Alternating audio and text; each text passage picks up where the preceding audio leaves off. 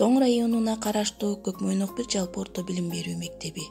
Башталгыч класс мугалими Ниязова Гүлзат Узакалиевна. Саламатсыңарбы балдар? Кутмандуу күнүңөр менен. Биз бүгүн кыргыз тил сабагын өтөбүз. Мен сабагымда баштаардан мурда силерге жагымдуу маанай тартуулагым келип жатат. Ар дайым асманыбыз ачык болуп, жүзүбүздөн эч качан күлкү кетпешин тилеймин. Биздин сабактын темасы сүйлөм. Азыр мен силерди максаты менен тааныштырып коеюн. Окуучулар сүйлөм боюнча маалымат алышат, алардын маанилери менен таанышат, көнүгүүлөрдү иштешет.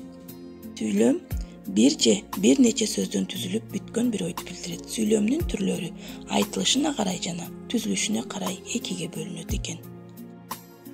Сүйлөм айтылышы максатына карай төрткө бөлүнөт экен.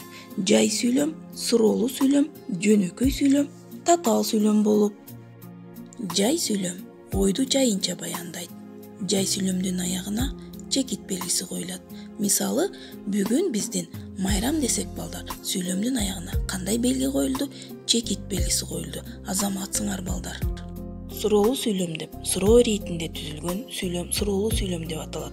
Суроолуу сүйлөмдүн аягына суроо белгиси коюлат.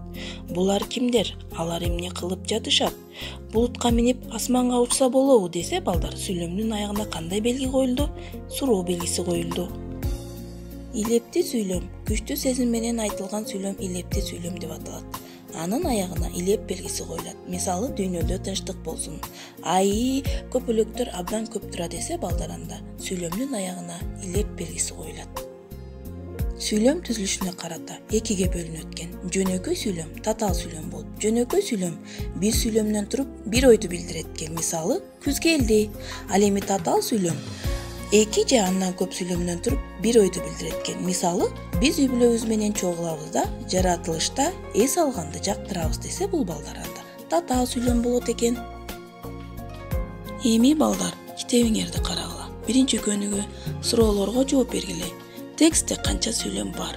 Эң кыска сүйлөм кайсы? Эң узун сүйлөм канча сөздөн куралыптыр? Экинчи көнүгүү текстте коделектин акыраны капа кылган сөзүн таап көчүрүп жазгыла. Алар кандай сүйлөмдөр?